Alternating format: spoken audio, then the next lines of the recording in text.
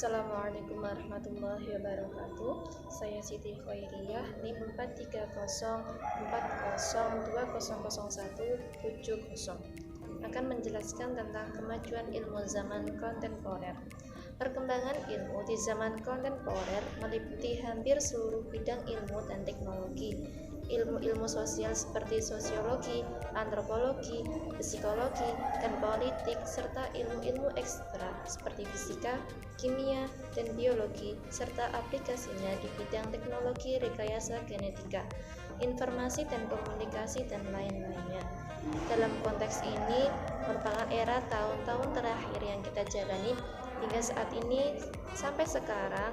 Hal ini yang membedakan pengamatan tentang ilmu di zaman modern dengan zaman kontemporer adalah bahwa zaman modern adalah era perkembangan ilmu yang berasal dari abad sekitar abad 15, sedangkan zaman kontemporer memfokuskan sorotnya berbagai perkembangan terakhir yang terjadi sehingga saat ini.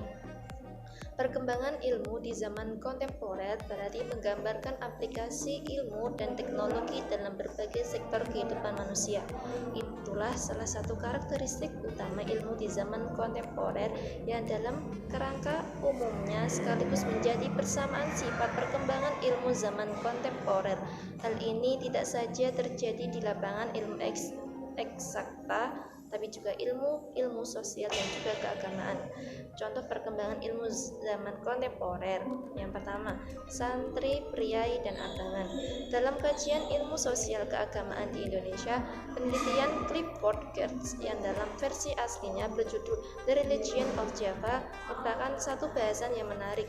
Arti penting dari karya Geertz The Religion of Java adalah sumbangannya kepada pengetahuan kita mengenai sistem-sistem simbol, yaitu bagaimana hubungan antara struktur sosial yang ada dalam suatu masyarakat dengan pengorganisasian dan perwujudan tiga lingkungan yang berbeda, yaitu perdesaan, pasar, dan kantor pemerintah, yang dibarengi dengan latar belakang sejarah kebudayaan yang berbeda telah mewujudkan adanya abangan yang menekankan animistik, santri yang menekankan aspek-aspek Islam, dan priai yang menekankan aspek-aspek Hindu.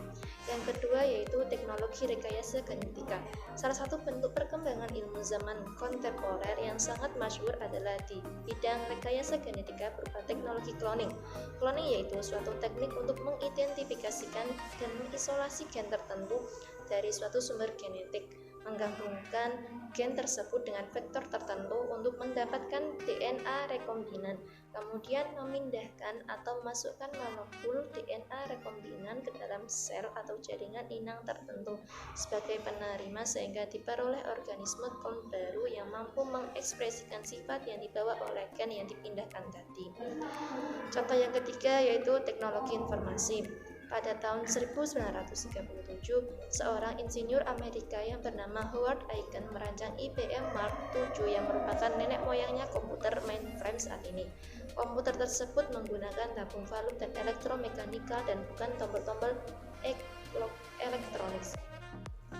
Komputer telah mengubah wajah peradaban barat modern secara drastis sejak tahun 80-an. Pada awalnya, komputer dikenal sebagai otak elektronis yang mampu melakukan bermacam-macam kegiatan dengan tingkat kesulitan yang berbeda-beda. Komputer merevolusi ilmu matematika, melakukan kemampuan memperluas jangkauan otak jarak yang ditempuh. Dan perkembangan komputer mutakhir cenderung menghendaki bentuk yang semakin mengecil. Komputer juga tidak saja menjadi alat pengolahan data, tapi juga memasuki wilayah komunikasi interaksi dalam bentuk internet. Begitulah internet pun terus dikembangkan hingga saat ini. Berbagai fasilitas yang terdapat di dalamnya seperti email, chatting, download file dari berbagai situs dan lain-lain. Cukup sekian penjelasan dari saya. Kurang lebihnya mohon maaf. Wassalamualaikum warahmatullahi wabarakatuh.